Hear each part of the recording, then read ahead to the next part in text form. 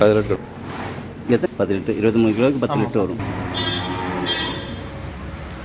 வேறு 3 எண்ணெய் தானே, வேறு என்ன இருக்காண்ணா? வேறு 3 எண்ணெய் தானே, வேறு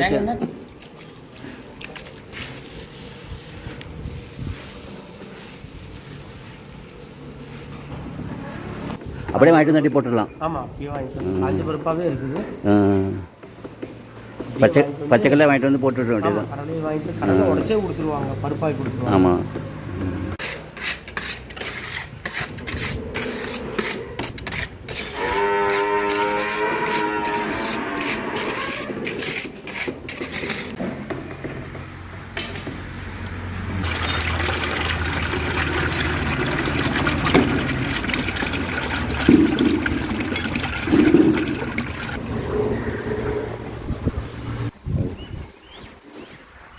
இது ஸ்டோர் பண்ணுறது அதாக இருக்கணும்.